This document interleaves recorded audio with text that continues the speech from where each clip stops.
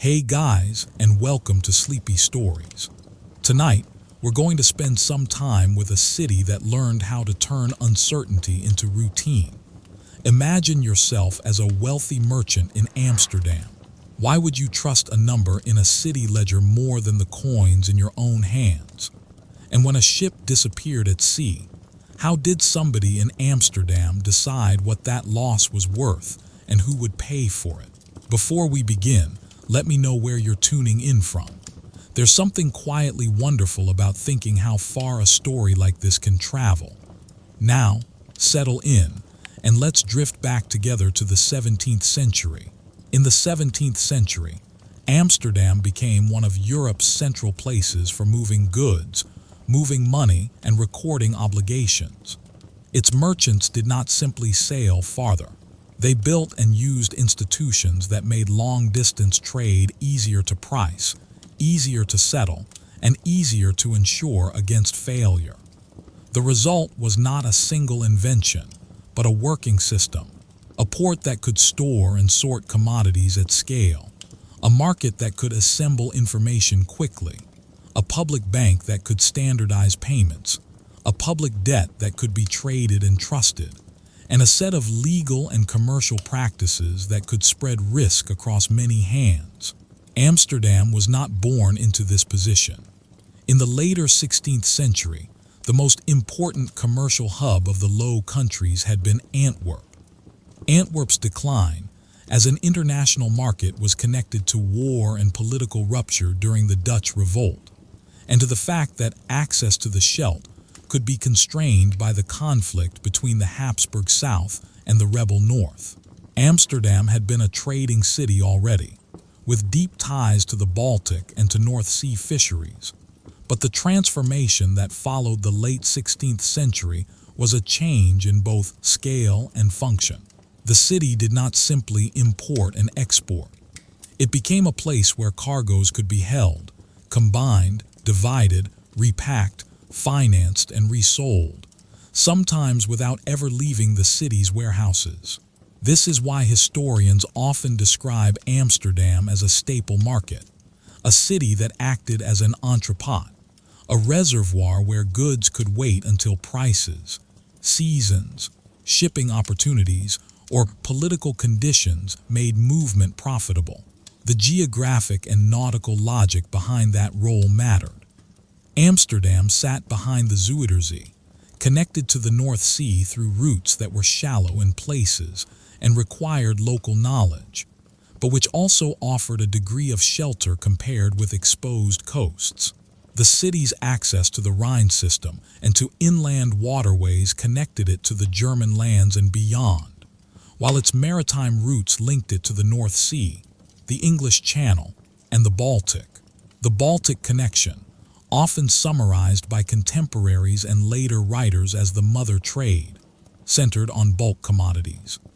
Grain from the Vistula Basin and other eastern sources moved through ports such as Danzig, and Dutch shipping carried it west. Timber, tar, hemp, flax, iron, and other naval stores also moved from northern and eastern Europe. These were heavy, voluminous, and essential to both urban provisioning and shipbuilding. A city that could hold large stocks of such goods and distribute them onward to places that needed them, could charge for storage, freight, brokerage, and information. It could also stabilize its own food supply and reduce the political risks that came when bread prices spiked. As Amsterdam grew into this role, its physical shape changed. During the 17th century, the city undertook major expansions that are still visible in its ring of canals. The canal belt was not only an aesthetic or residential project. It was part of a working port city machine. Warehouses were built along canals where barges and small craft could load and unload. Buildings designed for storage were commonly tall and narrow, with hoisting beams at the gables, so that goods could be lifted to upper floors. A dense fabric of quays, bridges, cranes, and canal-side doors made it possible to move barrels, bales, sacks, and chests from ship to storehouse, and from storehouse to buyer with fewer interruptions. In this setting, the boundary between port and city was blurred. Goods moved through neighborhoods as part of daily urban life. A staple market needs something else besides storage space. It needs a way to sort and compare commodities that are not identical. It needs weights and measures that buyers and sellers can accept. And it needs institutions that make fraud more difficult or at least more punishable. In many European cities, public weigh houses and systems of gauging were part of this infrastructure. Amsterdam had its own arrangements for weighing, measuring, and inspecting goods, and it also relied on specialized trades and municipal regulation. Standardization was never perfect, and the early modern economy lived with variation. But the direction of travel in Amsterdam was toward practices that reduced disputes and allowed deals to be concluded faster. If an entrepot is meant to be a place where many people transact quickly, then time spent arguing over what a barrel truly contains, or what a coin truly weighs, is a cost the system tries to reduce. The same logic applied to information. The early modern world moved news slowly compared with later centuries, but within that world, Amsterdam worked hard to concentrate and circulate commercial knowledge. Ships arrived with letters and price information. Merchants carried reports from one market to another. Brokers specialized in matching buyers and sellers. There were regular meeting places where traders could observe who was present and who was absent, and what that might imply about credit or cargoes. By the early 17th century, Amsterdam had a purpose-built exchange building, opened in 1611, where commerce was supposed to occur within set hours. This was the Beurs, a place associated with commodities and with the trading of company shares and other instruments as those markets developed. A fixed meeting time and place did something simple but powerful. It made it easier to find counterparties, which increased liquidity. Liquidity in this sense meant not only that you could sell something, but that you could sell it without having to accept a ruinous price because no one else was available. Amsterdam's exchange culture developed alongside a set of corporate and state structures that shaped the city's global reach. In 1602, the States General granted the Verenigde Oostindische Compagnie, the VOC, a charter that united earlier competing ventures and gave the company a privileged position in Dutch trade to Asia, along with quasi-governmental powers in the regions where it operated. The VOC raised capital on a scale that drew wide attention, and its shares became a focus of secondary market trading. That trading was not the whole of Amsterdam's economy, but it mattered because it created instruments that could be bought and sold, pledged as collateral, and used in complex contracts. It also created a public arena of expectations. Investors tried to estimate the prospects of voyages and the value of future dividends, and they acted on those estimates. Even when contemporaries criticized speculation, the existence of a market meant that ownership could be transferred, and that transferability made the original investment more attractive. Alongside the VOC, the city hosted the West India Company. The WIC, chartered in 1621, focused on Atlantic ventures that included trade, privateering, and colonial enterprises. The Atlantic economy brought different commodities into Amsterdam's orbit: sugar and tobacco, dyestuffs, and later in the century other plantation products, along with the grim and central fact that enslaved labor underwrote much of that production.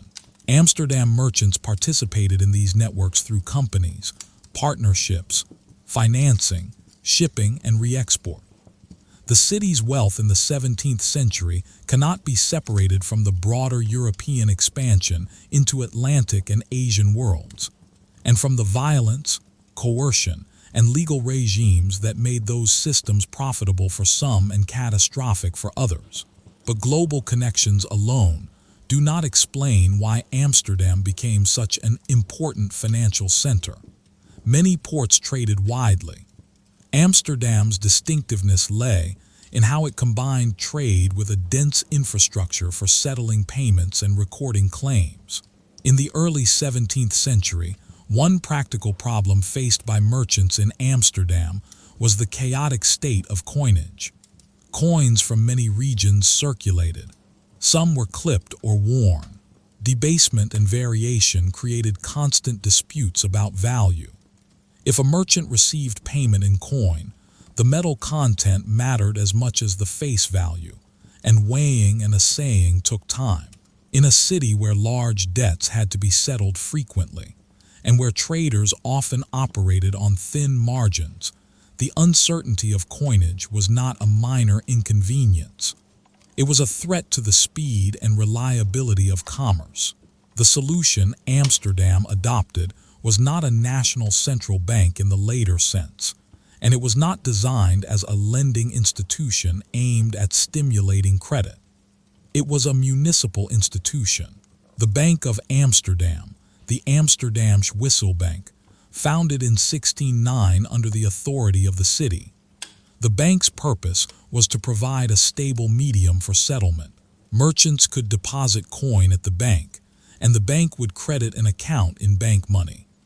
Payments could then be made by transferring balances from one account to another, a form of book entry settlement. The key was that bank money was defined and managed to be more reliable than the assortment of coins circulating outside.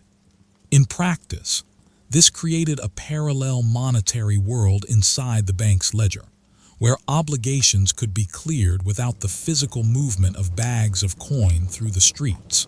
The bank's operation depended on a few mechanisms that made it credible.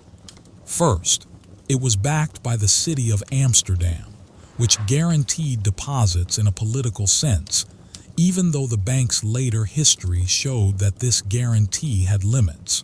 Second, the bank's rules and its reputation aimed to keep its unit of account stable. Third, for large transactions, the bank became difficult to avoid. One of the ways to make a public payment system effective is to require its use for certain classes of payments. In Amsterdam, large bills of exchange above a threshold value had to be settled through the bank, which forced significant merchants into the system. This requirement reduced settlement risk for large commercial debts.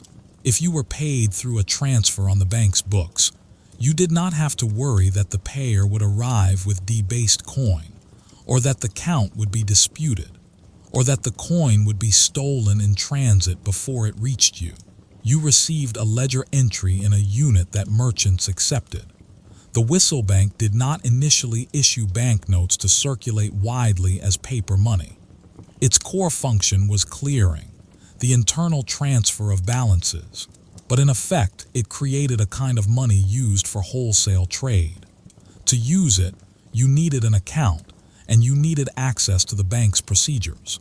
This gave the bank a social geography. It was embedded in a community of merchants, brokers, and cashiers who managed payments for clients. Over time, the bank's money could trade at a premium relative to ordinary coin, a premium often discussed as an agio.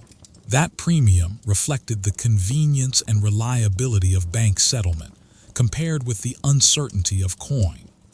In a world where coins varied, and where settling a large payment in coin could involve delay and dispute, a stable ledger balance could be worth more than its nominal equivalent in street money. This public bank system interacted with the broader credit instruments of European commerce.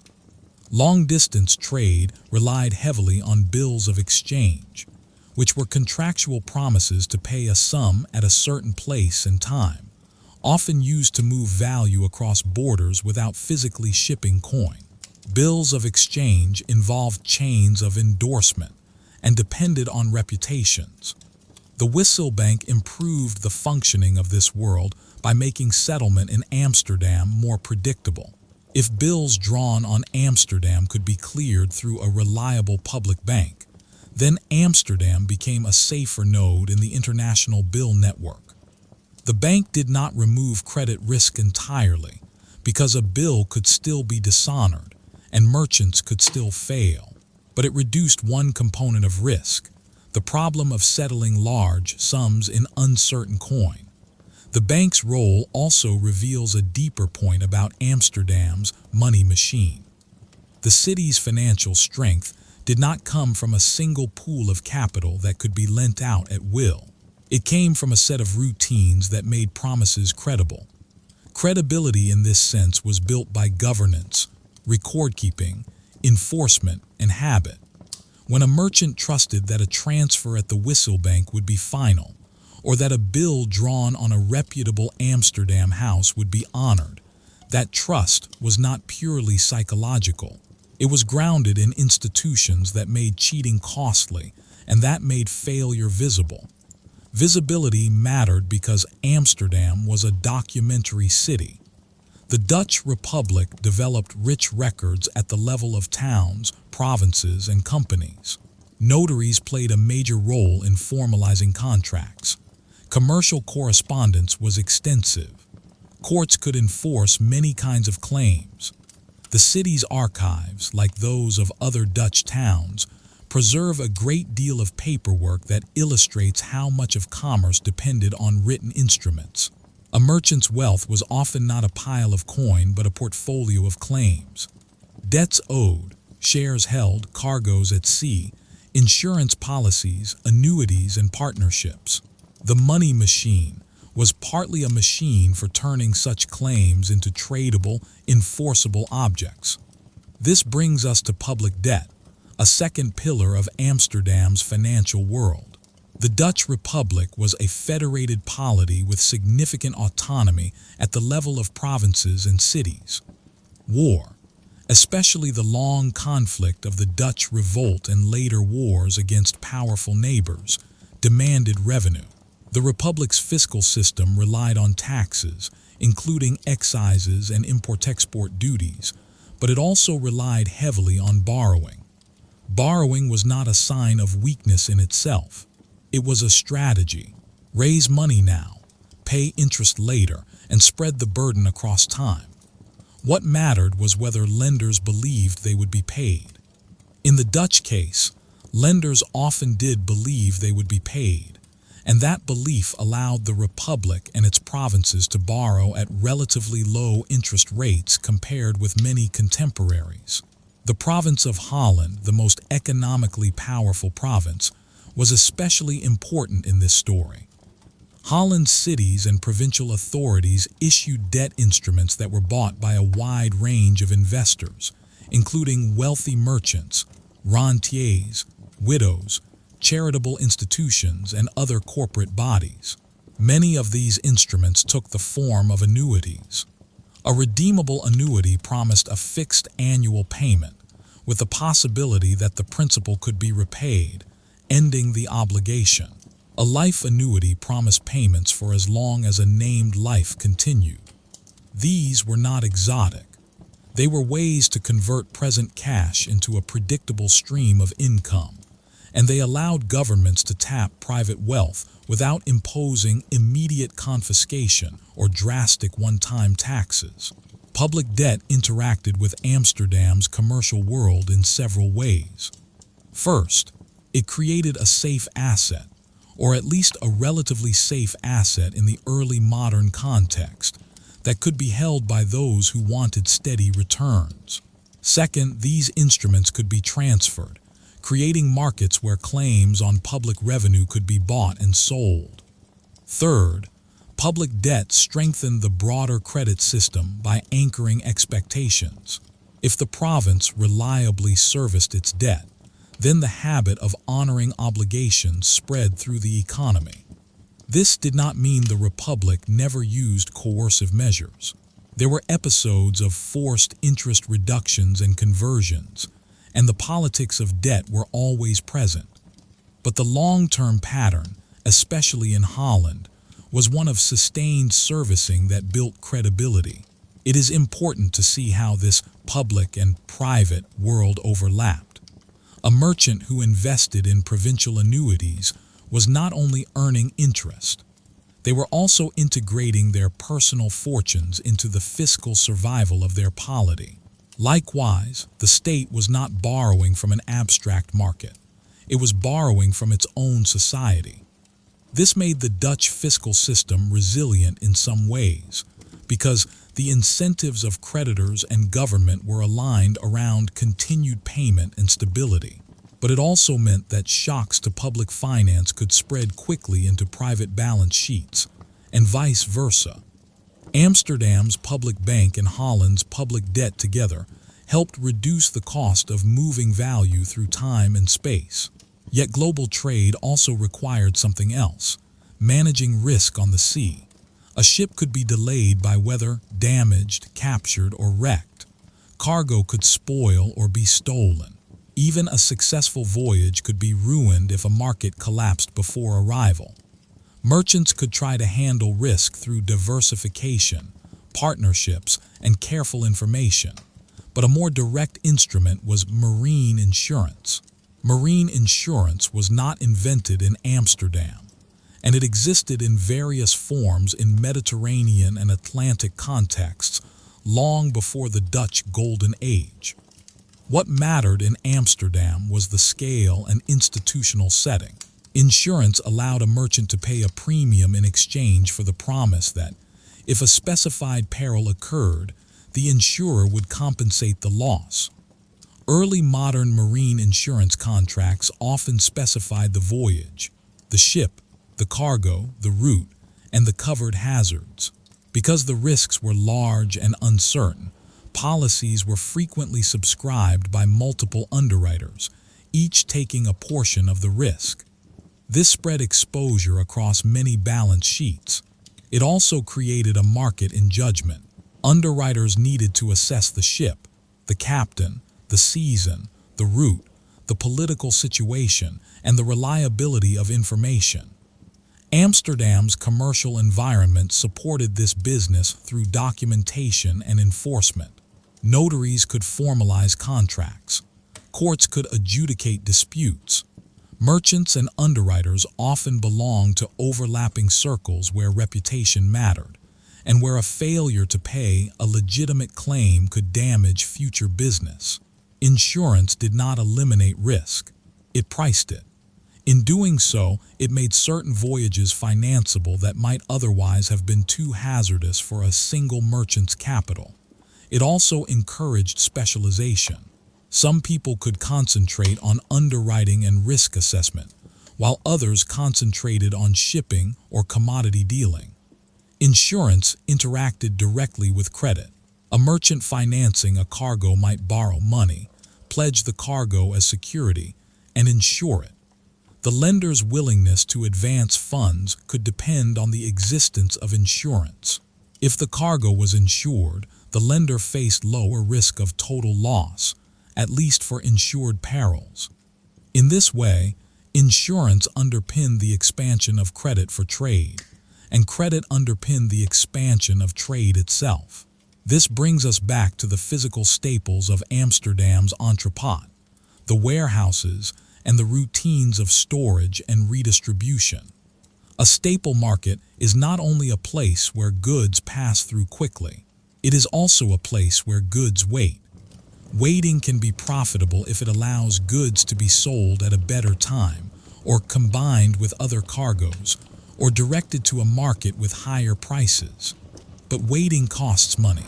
Warehousing ties up capital. It requires security, labor, and record-keeping. Amsterdam's port economy developed ways to handle these costs and to turn them into services that could be bought and sold. Consider a typical flow of bulk goods. Grain arriving from the Baltic might be unloaded into barges and brought into the city's storage network. Some would be destined for local consumption, feeding Amsterdam's growing population. Some would be re-exported to other Dutch towns or to foreign markets, depending on prices and needs. Grain could also function as an emergency reserve in years of poor harvest elsewhere. The ability to hold grain stocks gave Amsterdam a form of leverage in regional markets, but it also imposed responsibility, because shortages could lead to unrest. Managing stocks therefore blended private profit motives with public concerns about provisioning.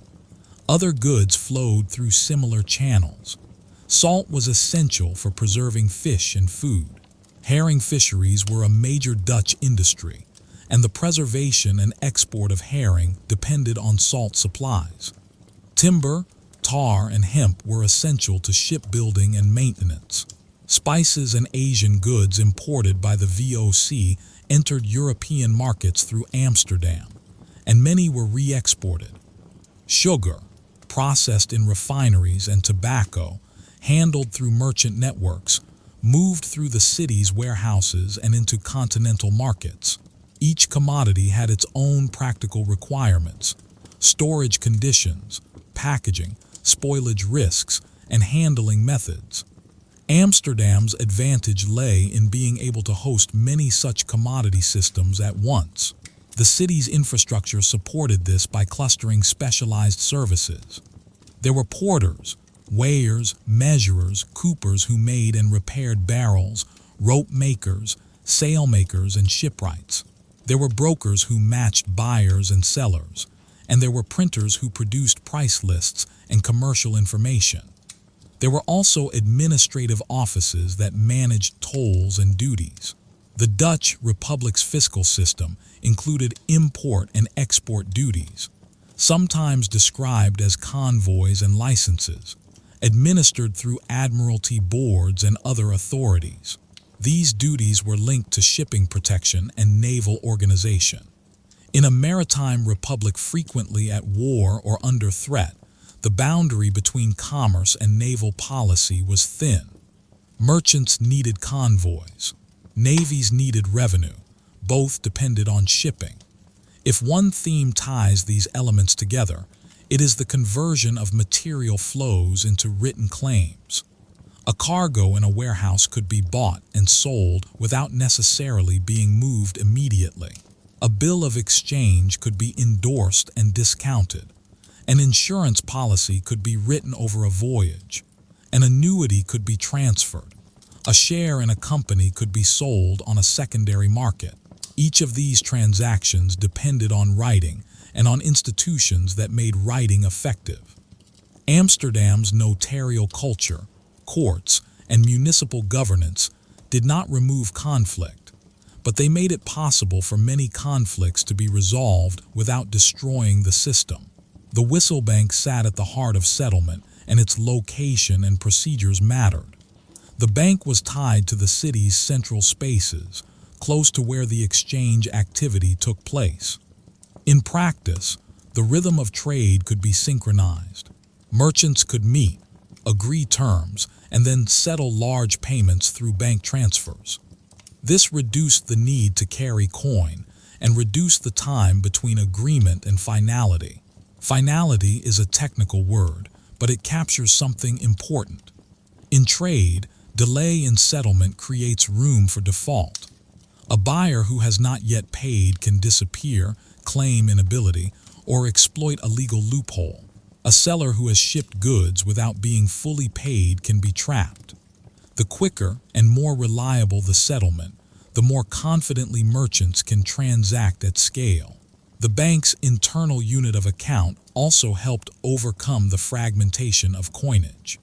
In a city where foreign and domestic coins mingled, a merchant needed to constantly convert between values. The bank system created a reference point. Even if coin continued to circulate outside, large transactions increasingly used bank money as the standard. That standardization mattered especially for international trade, where foreign merchants needed confidence that they could settle debts without being cheated through debased coin. The bank's role was not static across the century. Over time, practices evolved, including mechanisms associated with deposits and withdrawals. Later in its history, the bank developed a system involving receipts for certain kinds of deposits, which could facilitate access to particular coin or bullion types under specified conditions.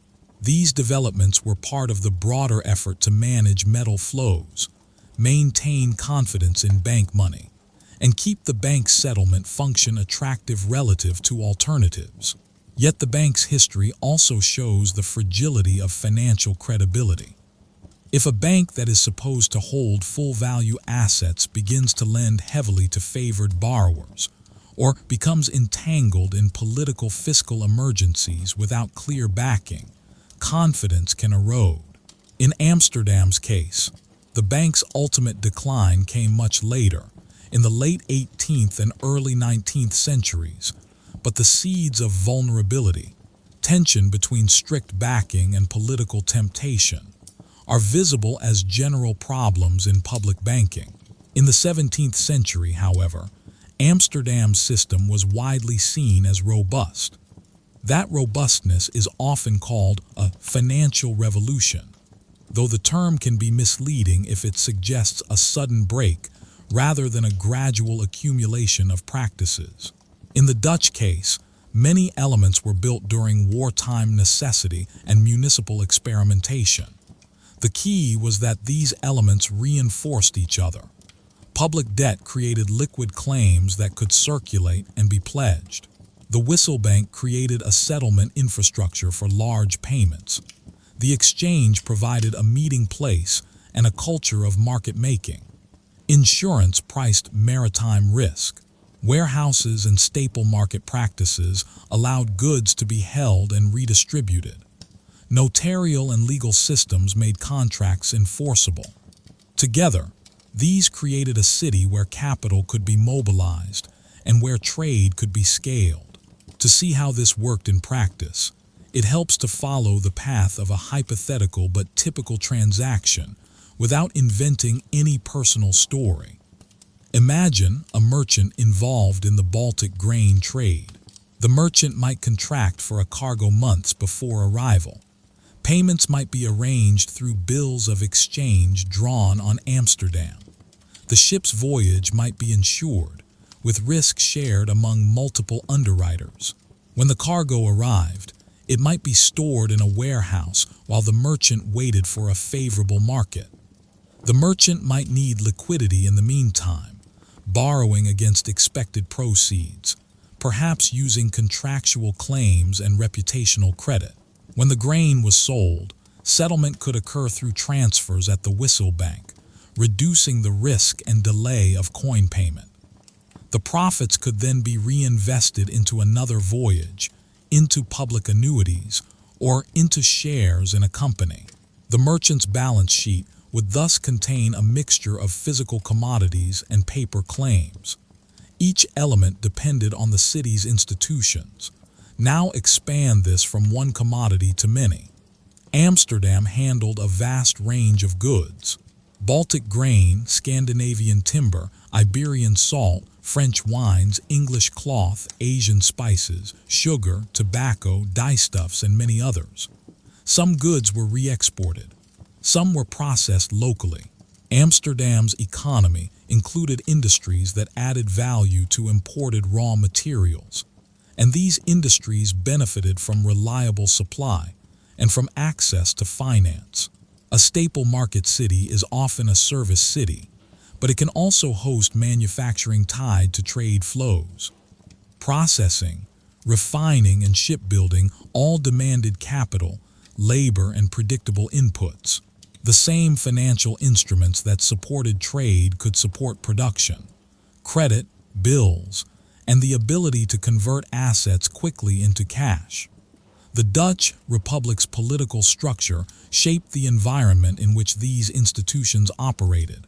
The Republic did not have a single monarch controlling all fiscal and monetary policy. Provinces and cities retained considerable autonomy. This could create coordination problems, but it also meant that cities like Amsterdam could experiment and build institutions that served their commercial needs. The Wisselbank was a municipal bank, and its credibility was tied to Amsterdam's governance and reputation. The city's regents, drawn from wealthy merchant families, had a direct stake in maintaining the city's commercial attractiveness. Their political incentives aligned with the stability of the bank and the enforcement of contracts. Though conflicts of interest and factional politics were always present, Amsterdam's financial machinery also depended on social and demographic realities. The city grew rapidly, attracting migrants from other parts of the Netherlands and from abroad. Among these were merchants and skilled workers, including refugees from the southern Netherlands. Amsterdam was also known for a degree of religious pluralism by the standards of the time, which could make it attractive to merchants whose networks crossed confessional boundaries. Commercial trust in the early modern world often depended on family, faith, and diaspora connections. A city that could host multiple communities and allow them to operate could become a nexus for international networks. This did not mean full equality or absence of discrimination.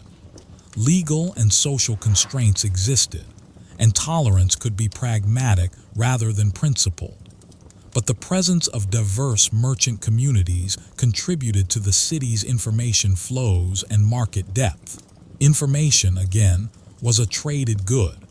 Prices were not simply discovered, they were negotiated and communicated. The concentration of merchants in Amsterdam reduced the cost of obtaining news about distant markets. A trader could hear reports from multiple sources and compare them. The exchange and related meeting places acted as clearinghouses for rumor and fact. This mattered for insurance underwriting, for the pricing of bills of exchange, for the discounting of claims, and for the valuation of company shares. If a ship was rumored lost, prices could move.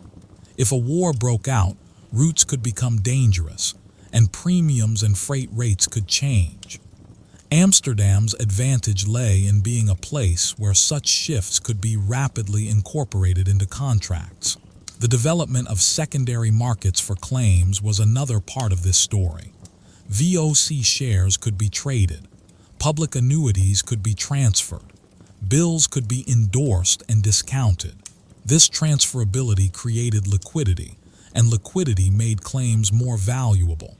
It is one thing to hold an asset that pays in the future. It is another to know you can sell that asset today if you need cash.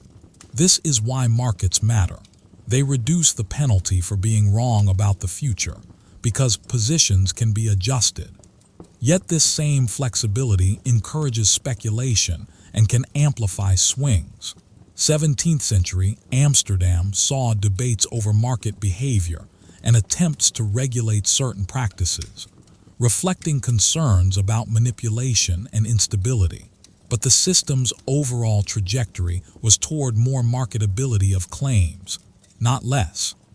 Amsterdam's legal environment supported this by recognizing written instruments and by providing venues for dispute resolution. Notaries recorded contracts, powers of attorney, partnership agreements, charter parties for ships, and insurance policies. Courts could enforce many claims.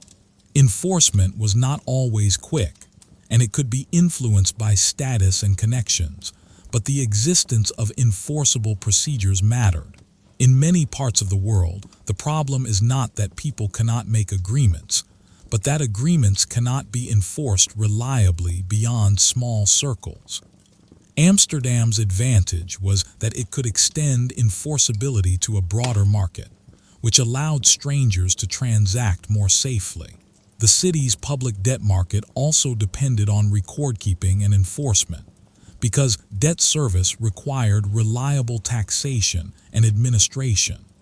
The Dutch fiscal system relied heavily on excise taxes on consumption goods, collected with varying efficiency. Municipal and provincial administrations developed routines for assessing and collecting these revenues. Investors in public annuities needed confidence that taxes would be collected and that interest payments would be made.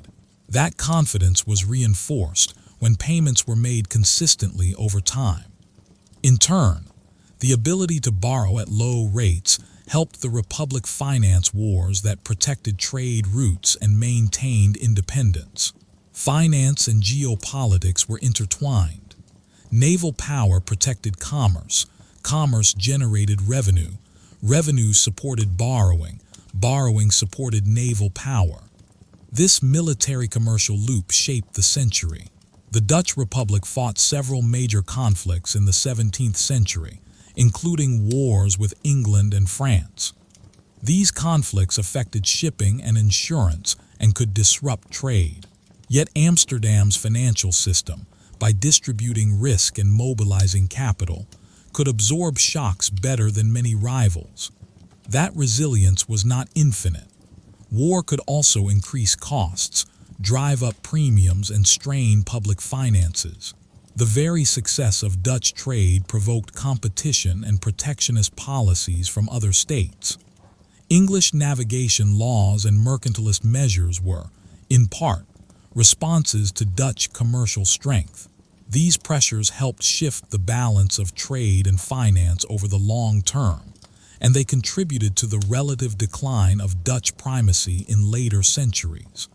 But within the 17th century, Amsterdam remained a central node. The bank settlement system can be understood as a piece of infrastructure analogous to a canal or a warehouse.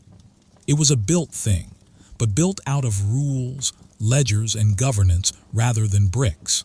It required clerks who could keep accounts accurately, procedures for verifying deposits, and mechanisms for transferring balances. It required hours of operation and fees. It required oversight to prevent fraud by insiders. In an era without modern auditing standards, the integrity of such an institution depended on both institutional design and political discipline. The Wisselbank's reputation suggests that, for much of the 17th century, it achieved a level of discipline that merchants found credible. The existence of a stable settlement medium also influenced exchange rates and international payments. Amsterdam became an important place for foreign exchange dealing. Merchants needed to convert between currencies for international trade. A reliable unit of account for wholesale settlement made Amsterdam attractive for these operations. The city thus became not only a place where goods were stored and traded, but a place where money itself was traded in the form of bills and exchange instruments. This increased the depth of Amsterdam's markets and reinforced its centrality. Insurance, likewise, can be treated as infrastructure. It required standardized contract language to some degree, and it required shared understandings of perils and proofs. Disputes over whether a loss was covered could be intense. For insurance to function, there needed to be procedures for verifying losses, for assessing whether negligence or fraud occurred, and for enforcing payments. Amsterdam's documentary culture and legal institutions made this more feasible. The fact that multiple underwriters could subscribe to a policy also reduced the risk that a single insurer's failure would destroy the claimant. Risk was diversified not only across voyages, but across financial counterparties. Warehousing and the staple market role also depended on institutional arrangements for storage and handling. A merchant who stored goods needed to trust that they would not be stolen or adulterated, and a buyer needed to trust that what was purchased was what was delivered. Warehouse keepers, porters, and inspectors thus occupied positions where trust and reputation mattered. In many early modern markets, the line between public and private enforcement was blurred. Guilds, municipal regulations, and informal reputational sanctions all played roles. Amsterdam's city government had incentives to maintain the city's reputation as a safe place to store and trade goods, because that reputation attracted traffic and revenue. The proliferation of warehouses in Amsterdam's canal districts was thus not only an architectural phenomenon, it was an investment in the city's role as a commercial reservoir. Amsterdam's commodity flows also connected to its urban provisioning and social order. A city dependent on imported grain and other necessities needed to manage supplies carefully. Stocks could be used to buffer shortages. Municipal authorities sometimes intervened in markets to prevent extreme scarcity or to manage public order. The exact mechanisms could vary, but the general point is that a staple market city had to balance profit with stability. A bread riot could be as damaging to commerce as a naval blockade. The city's commercial elite, therefore, had reasons to support provisioning systems that maintained social peace, even if they profited from trade. The financing of the VOC and other ventures illustrates another aspect of Amsterdam's money machine, the ability to pool capital. The VOC was structured to raise funds from many investors, and it operated with a long-term horizon compared with single-voyage ventures. That structure allowed large-scale operations, fleets, forts, warehouses overseas, administrative staff, and sustained presence in Asian trade routes. But such operations also required sophisticated accounting and reporting. Investors needed dividends and information. Governance disputes emerged early, including conflicts between directors and shareholders over transparency and policy. These disputes reveal that corporate governance was not a modern invention. It was a practical problem that appeared as soon as large pools of capital were managed by a small group of directors. The existence of tradable shares made governance issues more visible because share prices could reflect confidence or doubt. Amsterdam's exchange culture supported this visibility. Prices in secondary markets were a form of collective judgment. They were not always accurate and they could be manipulated, but they were information-bearing. A city with active markets thus produced a kind of feedback loop. Actions by companies and governments could affect prices, and prices could affect the ease of raising capital. This loop made the economy more complex and more sensitive to news. The same applies to public debt. If annuities could be transferred, then the value of those annuities could change with perceptions of fiscal stability and political risk. A government that maintained its credit could borrow more cheaply, reinforcing stability. A government that lost credit could face rising costs, making crisis more likely. The Dutch Republic's relative success in maintaining credit was therefore not merely a technical financial achievement. It was a political achievement. The ability to tax, to negotiate among provinces and cities, and to maintain investor confidence through consistent servicing. Amsterdam's position within the Republic mattered here. Amsterdam was wealthy and influential. Its regents had significant political weight in Holland and in the broader Republic.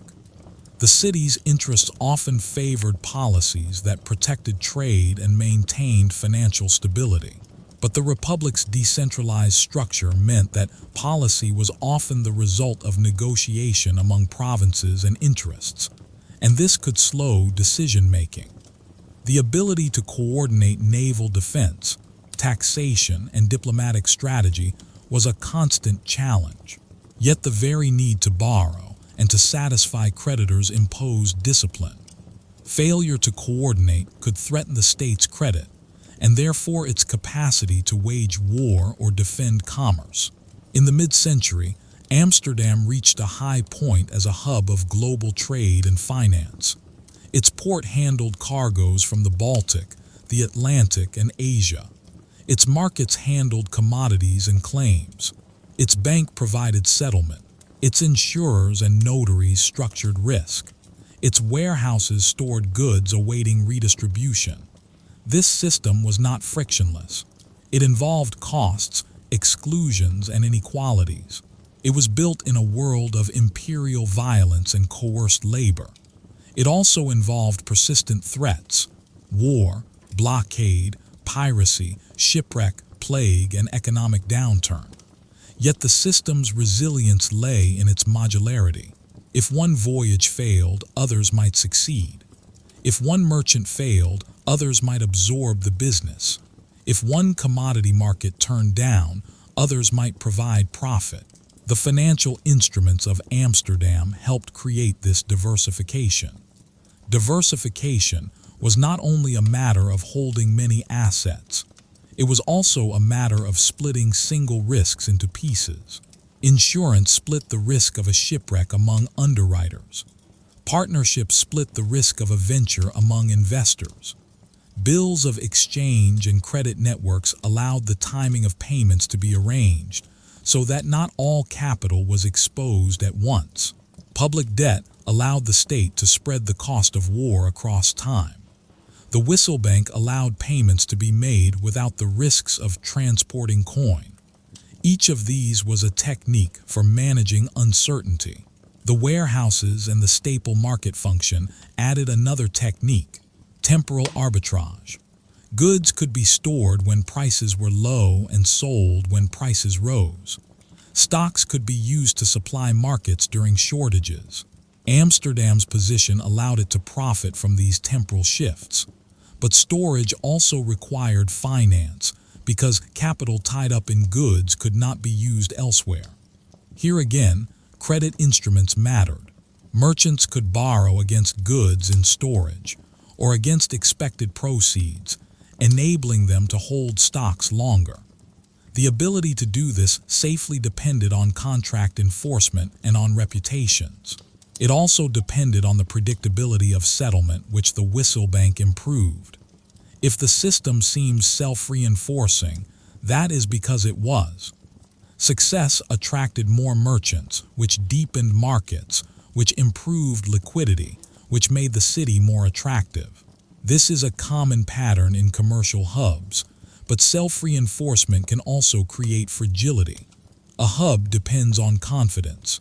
If confidence collapses, traffic can reroute. In the 17th century, Amsterdam faced such risks repeatedly through war and competition. The city's continued centrality depended on maintaining institutions that others trusted. The later 17th century saw increasing competition and changing geopolitical circumstances. England and France pursued policies that challenged Dutch trade. Naval wars disrupted shipping and raised insurance costs. Mercantilist restrictions aimed to channel trade through national fleets and ports. Amsterdam's staple market role could be weakened if other states built their own storage and distribution systems, or if direct trade routes became more reliable due to improvements in shipping, navigation, or political control. Over time, the advantages of concentrating goods in a single entrepôt could diminish as markets integrated and as transport became more predictable. Yet even when trade patterns changed, Amsterdam's financial skills could persist in different forms. A city that had developed deep markets, expertise in bills and exchange, and a culture of investment could shift toward financial services and international lending. This transition became more prominent in the 18th century, when Dutch capital increasingly flowed into foreign government debt and other investments. In the 17th century, however, the balance remained strongly tied to trade, shipping, and the commercial infrastructure of the port. It is also important to recognize the limits and imperfections of Amsterdam's institutions.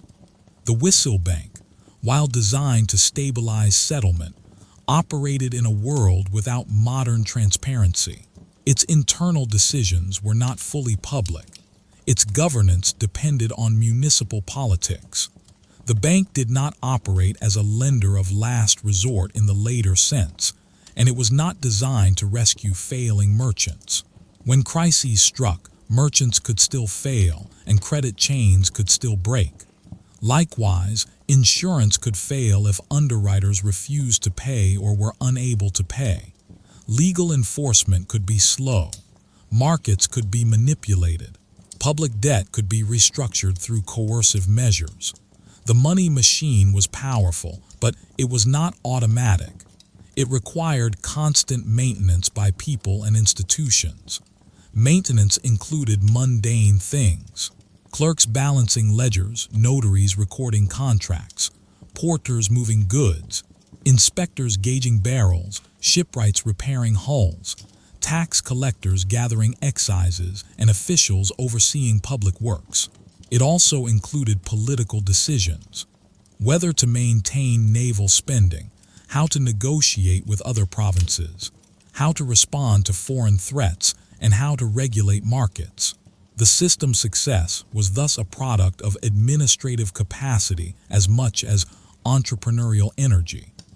When one steps back from individual instruments and looks at the system as a whole, Amsterdam's 17th century money machine can be described as a set of linked markets and infrastructures that reduce transaction costs. This phrase can sound abstract, but it points to concrete realities. Fewer hours spent weighing questionable coins, fewer disputes over settlement, fewer losses from uninsured shipwrecks, fewer delays in finding counterparties, and more predictable enforcement of claims. Each reduction made trade slightly easier. Combined across thousands of transactions, the effect was transformative. A final element in this story is the relationship between Amsterdam's institutions and its civic identity. Amsterdam's regents often presented their city as orderly, reliable, and commercially open. The city invested in public buildings and infrastructure that signaled stability. The exchange building, the bank, the canal works, and the administrative offices were not only functional, they were also symbols of governance. In a world where commercial trust depended partly on perception, such symbols mattered. A foreign merchant arriving in Amsterdam could see a city that looked capable of handling vast flows of goods and money. That visibility reinforced confidence. By the end of the 17th century, Amsterdam remained a major commercial and financial center, but the peak of Dutch global primacy faced growing constraints. Competition intensified. War continued to shape trade. The very success of the Dutch system led other states to imitate, challenge, and restrict it. The mechanisms that had made Amsterdam powerful, public finance, settlement banking, insurance, and markets, were not unique to Amsterdam forever. They spread and evolved elsewhere. London, in particular, would develop its own institutions and eventually surpass Amsterdam in certain dimensions of finance and imperial trade. But the Amsterdam of the 1600s stands as an early example of a city that integrated port logistics with sophisticated financial and legal infrastructures, creating a system in which commodities and claims could circulate with unusual speed and reliability for the time. What remains historically clear is that Amsterdam's dominance was not a mystery of national character or a simple outcome of geography alone. It was built by decisions: to create a public bank for stable settlement in 1609, to build and regulate exchange spaces, to develop public debt instruments that creditors trusted, to formalize contracts through notaries and courts, to underwrite maritime risk at scale, and to invest in the warehouses and canal-side infrastructure that turned the city into a reservoir of goods. In the 17th century, this combination made Amsterdam an unusually effective machine for turning the movement of ships and cargoes into the movement of money, and turning the movement of money into the capacity to move ships and cargoes again.